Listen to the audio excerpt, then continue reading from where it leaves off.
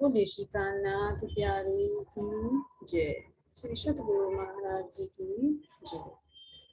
वंदो सतगुरु चरण को करूं सुप्रेम प्रणाम। शुभ हरण मंगल देव चंद्र जी नाम। श्री प्राणनाथ सतगुरु परम विनय करू प्रणाम।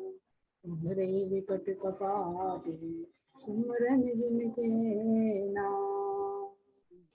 श्री राम रतन सतगुरु मेरे काटो सकल कलेश। चरणों में गुरुवंदन हृदय करो प्रवेश। श्री प्राणनाथ निज मूलपति श्री मेहराज शुभनाम। तेज कुंवर श्यामा युगल पल करू प्रणाम। पल पल करू प्रणाम। बोले श्री प्राणनाथ प्यारे की जय। श्री सतगुरु महाराज जी की जय। प्रणाम जी। सब सुंदर साथ के कोटि कोटि। हाँ सोनिया जी।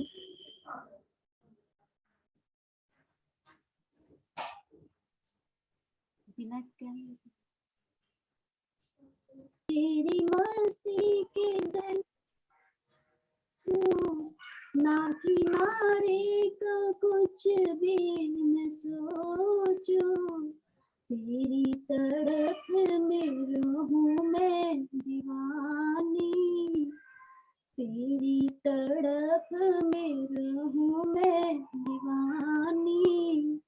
और कोई भी हसरत नहीं है जो सुख तेरे इश्क में देखा वो कहीं इस खलक में नहीं है।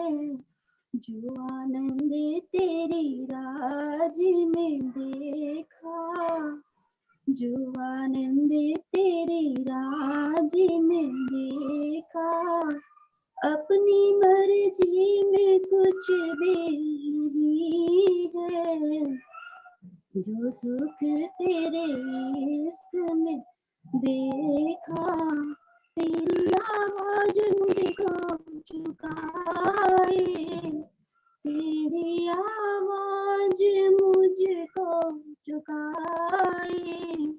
बस उसी राह पे दिल जाए। मुझको अपनी बेहोश रहे ना। मुझको अपनी बेहोश रहे ना। मेरे जीवन का सारे यही है जो सुख तेरे इश्क में देखा वो कहीं इस खलक में नहीं है। जो आनंद तेरी मर्ज में देखा जो आनंद तेरी राज में देखा। अपनी मर्जी में कुछ भी नहीं है।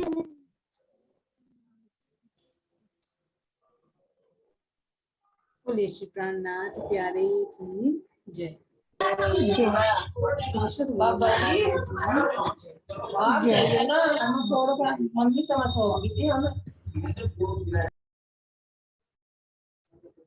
चलो भाई बहुत सुंदर भजन गाया है ना। वास्तव में ऐसा प्रेम है ही नहीं जैसा राज्य का है। इस खलक में है ही नहीं भाई। बस ये तो एक खेल दिखाया। तो अब हमारा जो पर्सन चलेंगे भाई कहाँ के चलेंगे मैं बच्चा। सबलिक ब्रह्म के अंदर जो ब्रजमंडल है और रासमंडल। तो ब्रज लीला से संबंधित जो भी सुंदर साथ अपने भाव व्यक्त करेंगे इसमें सबसे पहले ये आएंगी महको बाई जी। आज अपनी महक अपनी खुशबू फैलेंगी। हाँ महको बाई जी। हाँ जी। प्रणाम जी। हाँ जी। सबसे पहला प्रणाम जी। प्रणाम जी। दर्शन तो दे दो भाई। चलो आज ब्रजमंडल में चलते हैं ना, तो ये जो हमारी जो ब्रजमंडल है, जो सबलिक का कौन सा है, कारणपाद। तो इसमें अखंड गोकुल का वर्णन आता है, जो महाराज जी ने हमारी वाणी के अंदर भी खुलासा किया है। तो उसके अंदर जो हमारी ब्रज की लीला हुई थी 11 वर्ष 52 दिन तक की, तो वो जो लीला वहां पर अखंड हुई, तो उसका वर्णन करते हुए महाराज जी ने उनके राधा जी के परिवार का भी वर्णन किया और श्री कृष्ण जी। तो राधा जी के परिवार में कितने सदस्यों का वर्णन किया है, उसके बारे में थोड़ा सा आप बताओगे? 7 सदस्य थे। ये या है, अभी भी है, अखंड है वो लीला, अखंड है वो लीला, है ना। हाँ बताइए।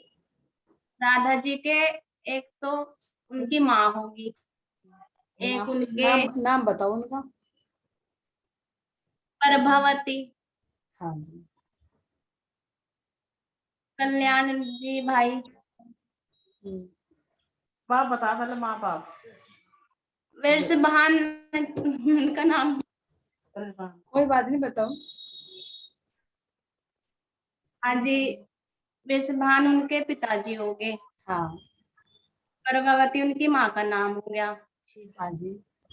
और 3 उनके भाई हो गए। हाँ, कौन कौन से भी भाई?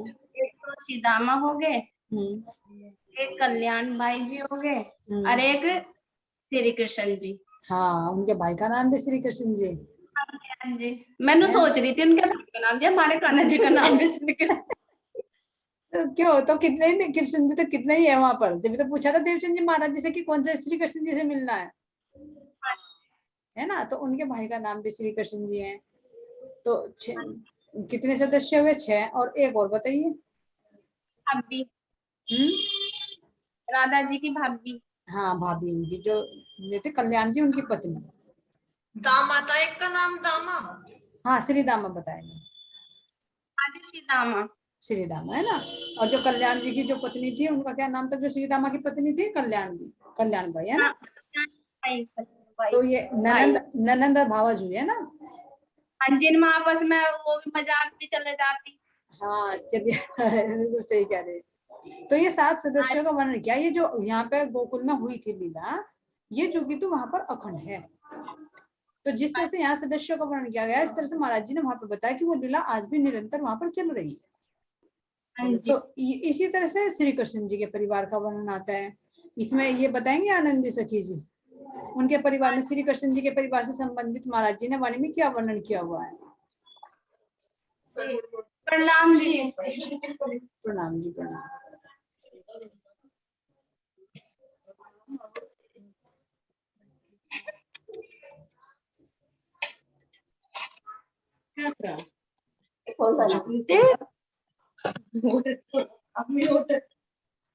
प्रणाम जी। प्रणाम जी, प्रणाम। हाँ वैसे आनंद सखी जी, अब आप श्री कृष्ण जी के परिवार का बताइए। गोकुल की लीला चल रही है ना, गोकुल में। एक तो वे थे जी, उसके यशोदा थी, उनकी माता का नाम, और पिता का नाम नंद बाबा, और खुद वे कृष्ण जी थे। 3 हो गए। और एक बलराम जी, और एक रोहिणी माता जी। और रोहिणी की दो उनकी, रोहिणी की लड़की थी, 2 उनकी बहन थी, जीवा और रूपा।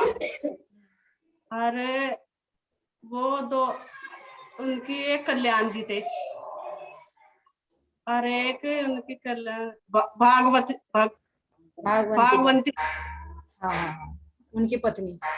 और एक गोद लिया पुत्र था उनका, इनका पुत्र हो था। एक इनका पुत्र हो गया भागवंती बाई का, है ना। और उनका कल्याण जी का पुत्र गोपाल, है ना। तो 10 सदस्य हो गए। अच्छा, अब यहाँ पे क्या लीला होती है?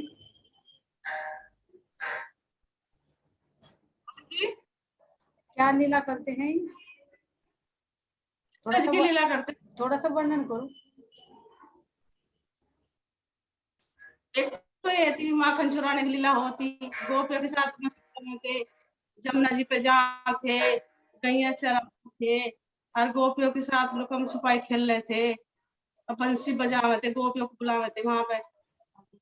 अब भी चल और रही है, भागवत अब भी चल रही है वो लीला, वो लीला अब भी चल रही है ना। तो थे नहीं वर्तमान में, कहा ना महाराज जी ने पूरा वर्णन किया कि कोई उत्सव होता है तो सारे ब्रजवासियों को बुलाया जाता है ना। चौराहे पर शाम के टाइम हम सखियां ढोल ले लेकर गाना गाती हैं पूर्णिमा की रात्रि को, है ना। तो जितनी भी लीलाएं चलती है वहां पर वो आनंद की लीलाएं चल रही है जो हमने 11 वर्ष 52 दिन तक की, है ना। अच्छा, अब और कोई सखी बताएगी? मैं जुगल बाई जी हैं। है जी।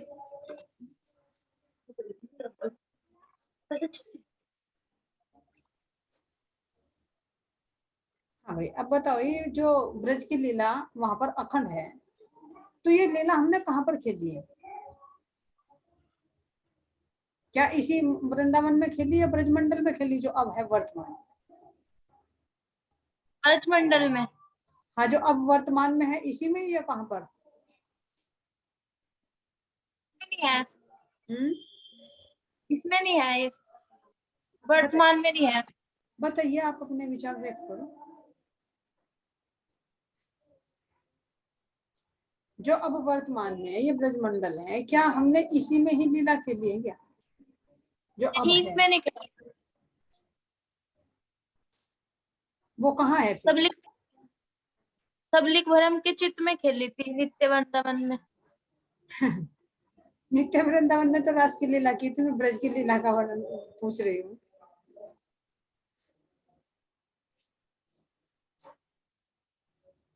चलो, और कोई सखी बताएंगे? कारण में, सबलिंग के उनके मन कारण पे, में, उनके मन पे।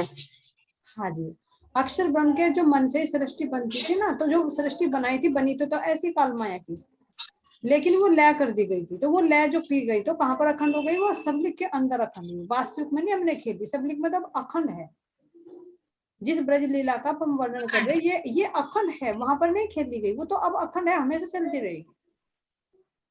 जैसे मान ले, एग्जाम्पल के लिए मान ले कि तुमने कोई कार्य किया है बचपन में, तो वो स्थान तो खत्म हो गया लेकिन उसकी याद तो तुम्हारे चित्त में है ना।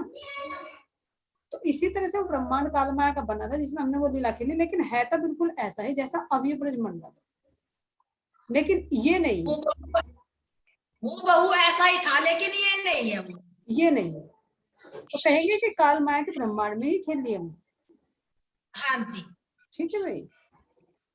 अच्छा भाई, प्रेमिका से कीजिए, आप बताइए भाई।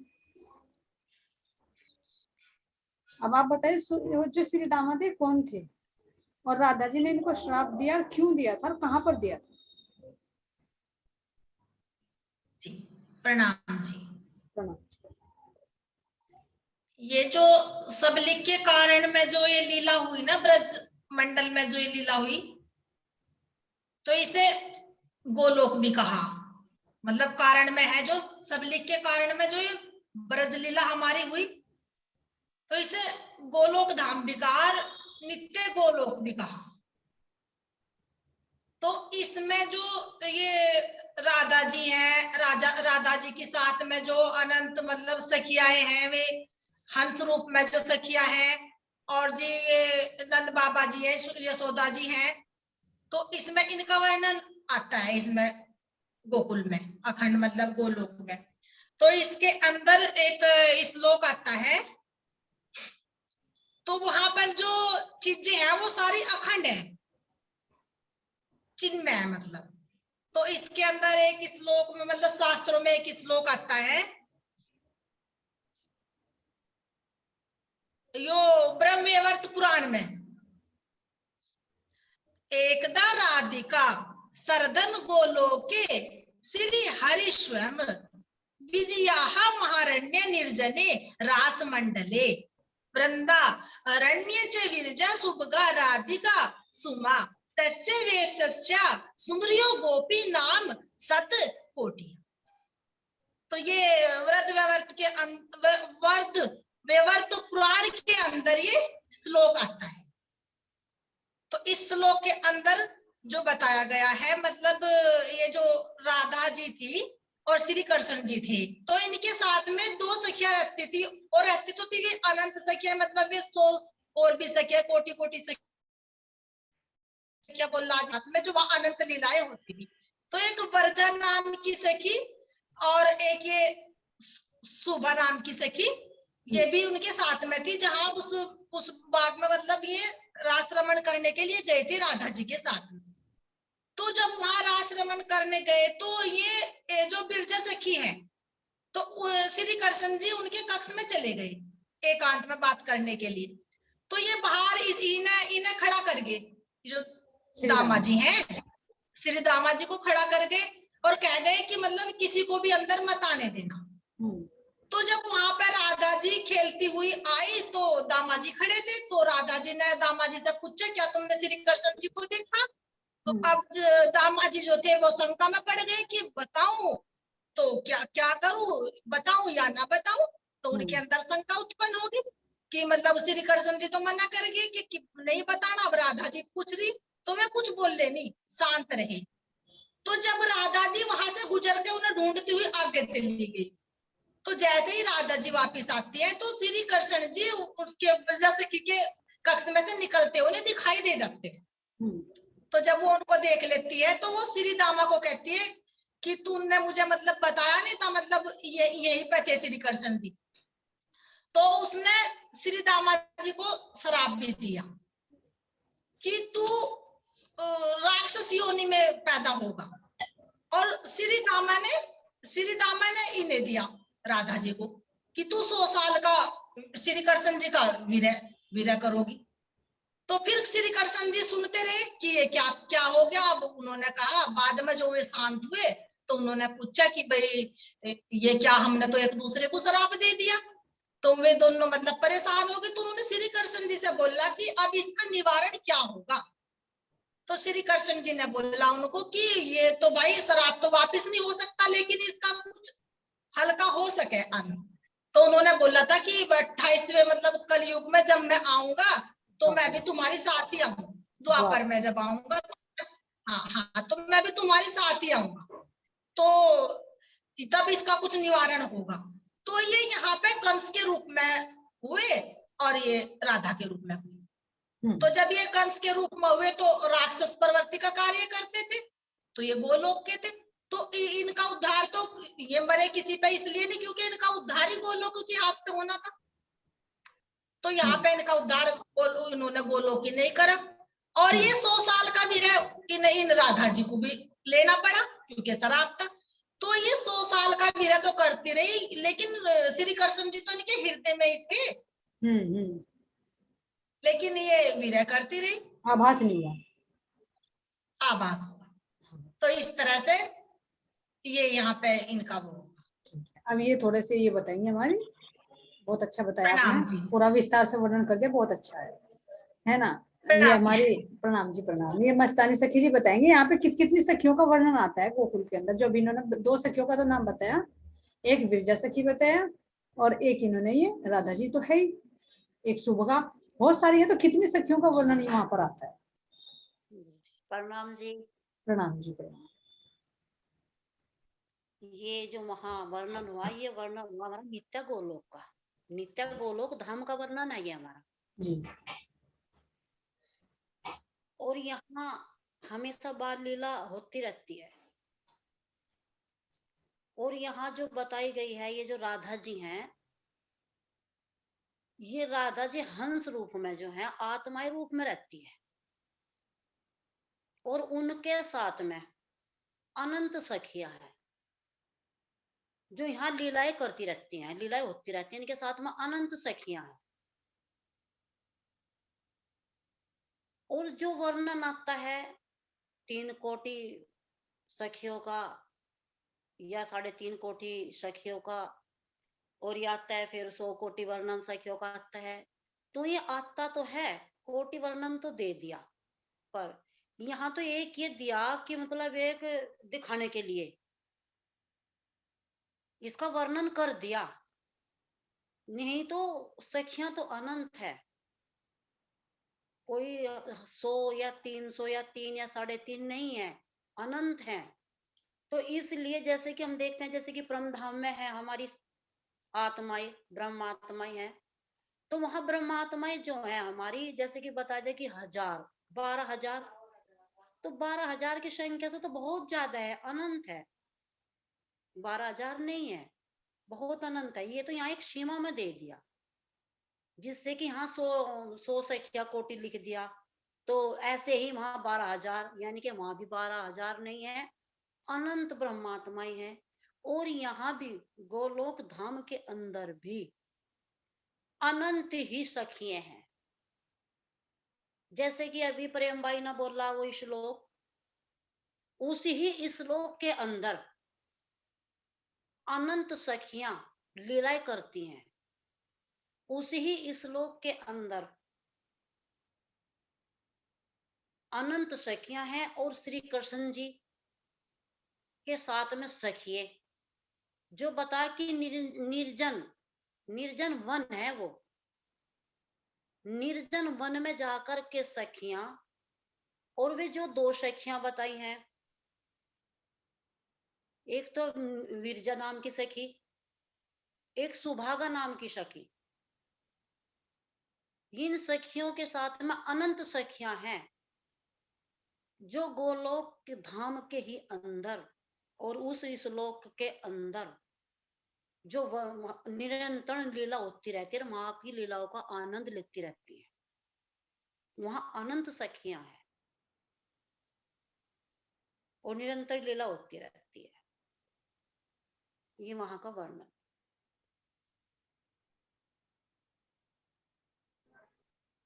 और दीदी? हाँ नहीं, हाँ ये तो एक संख्या में बांधने के लिए दिया। हाँ, आगे और सखिया सौर करेंगे कोई? हाँ जो थोड़ा रह गया होगा। हाँ, अब ये बताएंगे यहाँ की जो लीलाएं हैं। एक विशेष ध्यान देना, यहाँ पे जो हमारा ये गोकुल है, तो इसमें एक तो लीला पहले ही चलती रहती थी। हाँ जो जी, बाल रूप में श्री कृष्ण जी हैं, राधिका हाँ जी जी। हैं और सखियां हैं, ये लीला तो पहले आनंद की लीला चलती रहती थी। लेकिन निरंतर होता हाँ, लेकिन जो लीला हम ब्रह्मात्माओं को दिखाई गई, जी। जो 28वें द्वापर के अंदर हुई, तो वो लीला भी वहां पर अखंड हो गई। तो इसलिए उसका आनंद और ज्यादा बढ़ गया। तो इसीलिए वो बहिष्ठ भी बन गई वहां पर। तो अब जो बहिष्ठ बनी, तो वहां पर उस बहिष्ठ के अंदर जो हमारी लीलाएं हैं, जो बाल लीलाएं श्री कृष्ण जी ने यहाँ आकर की, तो उनमें से 1-2 लीलाओं का वर्णन कोई सखी, भोली सखी जी बताए थोड़ा सा अपने शब्दों में, कि वे कौन कौन सी लीला है जो हमने श्री कृष्ण जी के साथ 11 वर्ष 52 दिन के अंतर्गत की, और वो आज भी लीला चल रही है। तो उसका वर्णन थोड़ा सा ये सखी करे। प्रणाम जी। प्रणाम जी, प्रणाम। लीला तो अनंत कीजिए वहां पर, बाकी जो कुछ खास खास याद है वे बता रही। एक तो कि चिरहरण की, कृष्ण जी ने जो कुमारिकाओं के वस्त्र चुराए थे, और एक मक्खन चुराने की करी, और एक मटकी फोड़ने की करी, और जी एक मतलब ओखल की बांध दिया था, जसोदा ने बंधे थे, वो बंध नहीं पा रहा था। और जी एक वे गोपियां मतलब वहां मक्खन लेकर मथुरा जा रही थी, उनका रास्ता रोक लिया था उन्होंने, कृष्ण जी ने। और एक दान लीला करी थी जी इन्होंने, एक दान लीला करी थी, मक्खन दान किया था गोपियों ने। हाँ हाँ। और एक गोवर्धन उठाने की करी थी जी। और एक पूतना को मारने की करी थी लीला। हाँ हाँ, बहुत लीलाएं की हुई। एक बसंत राग की करी थी, एक राजभोग की करी थी, एक चैन की भी करी थी। हाँ हाँ। कान्हा जी ने जब मिट्टी खाई थी, अपना मुंह खुला तो बैराट का वो दिखाई दिया था, मुंह बाया था उसने कान्हा जी ने और यशोदा जी को। बहुत अनंत लीला है जी। हाँ, तो ये प्रेम की लीलाएं है सारी, है ना? मेरी प्रेम की लीला है। एक कपड़े चुराए थे। हाँ, प्रेम की लीला है, वो आज भी निरंतर वहां पर चल रही है। हाँ जी, है ना? तो अब ये थोड़ा सा ये कोमल सखी जी अपने भाव में बताए कि जब राधा जी और श्री कृष्ण जी वहां से शक्ति आई, वो तो पता है श्री कृष्ण जी के अंदर तीनों शक्तियों ने कार्य किया, तो वहां पर जब वे एक रूप है, यहाँ पर राधा और श्री कृष्ण जी ने आकर लीला की, जिनके अंदर राधा जी के अंदर श्यामा जी थी और श्री कृष्ण जी के अंदर महाराज जी का आवेश था, और गोपियों के अंदर हम सुनता रूप में थी। तो वहां पर राधा जी की शादी क्यों नहीं हुई श्री कृष्ण जी से? ये कोमल सखी जी बताइए। प्रणाम जी। प्रणाम जी, प्रणाम जी। वो जी दर्शन दीजिए भाई, कहाँ को हो आप? अंधेरा हो रहा है जी। आंखें ढूंढती रहती हैं, अब तो उजाला कर लो, बाहर में भी और अंदर में भी।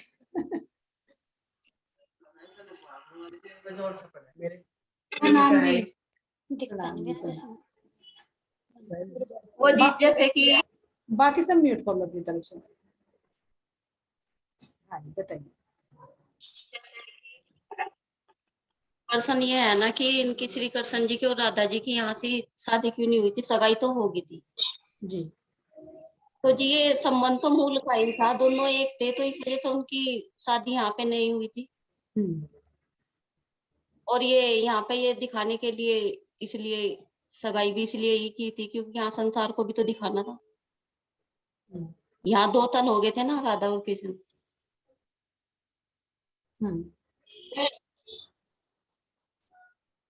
भाई एक तो मूल संबंध जान लो कि शादी क्यों नहीं हुई, क्योंकि शादी के लिए 2 चाहिए। तो अगर मूल में देखते हैं तो वे एक ही है। जैसे परमधाम में देखते हैं राज्य और श्यामा जी है, इसी तरह से गोकुल के अंदर देखते हैं राधा कृष्ण अलग तो नहीं है, एक ही है ना। लेकिन यहाँ पर 2 तन धारण किए, फिर भी शादी क्यों नहीं और मंगनी क्यों हुई, इसके अंदर का रहस्य थोड़ा सा बताइए। का तो नहीं पता जी मुझे इतना। ये गोल जो मथुरा तक की लीला करने के बाद भगवान कृष्ण राधा जी के दिल में ही समा गए थे, तो उनका तन भी एक ही हो गया था। हाँ। बाकी नारायण भगवान विष्णु भगवान जी की शक्ति रह गई थी उनके अंदर, जी। तो इसलिए उनकी शादी राधा जी से ना होकर रुक्मणी जी से हुई थी, वो बैकुंठ की थी।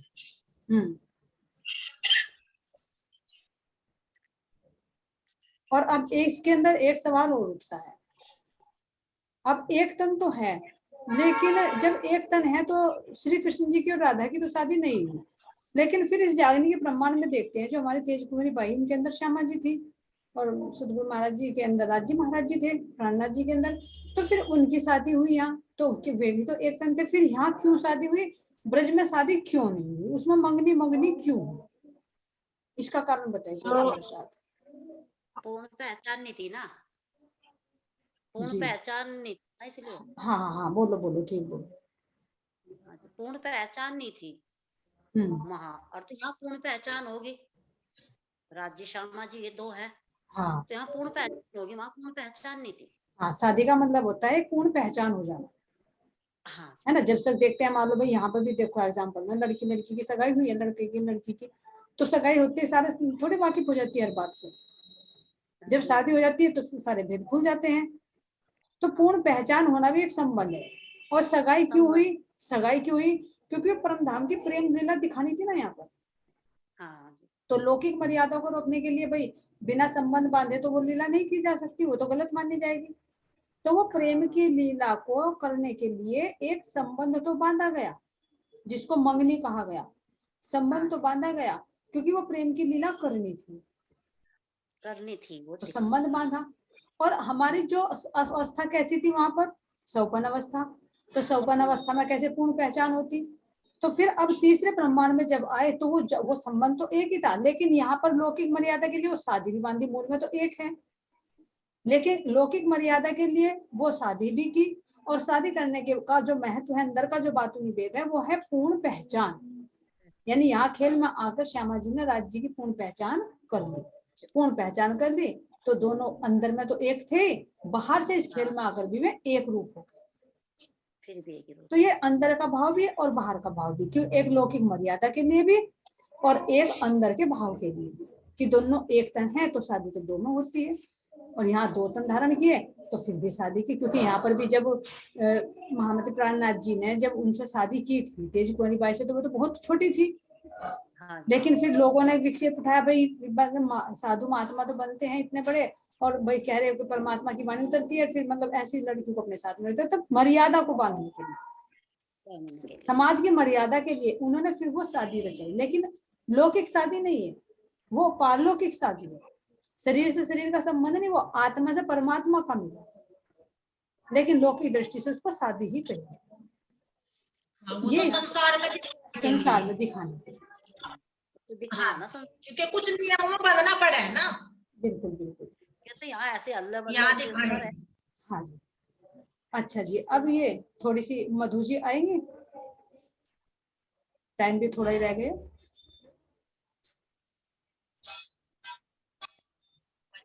मधु जी या गौतम सखी जी।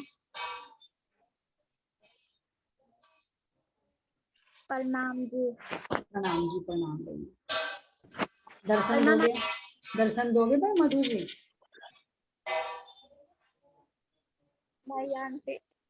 चलो भाई, कोई बात नहीं। कभी कभी कभी राज जी ने चाहा तो जरूर हो जाएंगे। हाँ। अच्छा ये बताइए, जो पूतना का वर्णन आता है तो हमें पूतना के बारे में बताइए। हाँ। पूतना बच्चों को दूध पिला के मारती थी। यो पूतना कंस की बहन थी। अच्छा। तो कंस ने भेजी थी सा हाँ। मारने के लिए, कि वहां पे कृष्ण जी को मार। तो जब ये कृष्ण जी को मारने के लिए गई, जब दूध पिलाया कृष्ण जी को इसने पूतना ने, तो जब कृष्ण जी ने दूध पिया तो यो तो सोची थी कि छठी का दूध याद दिला दूंगी कृष्ण जी को, पर कृष्ण जी ने इसे याद दिला दिया था, इसके प्राण हट लिए थे जब दूध पिलाया था कृष्ण जी को। तो ये है ना, पूतना 3 साल के बच्चों को ही मारी थी।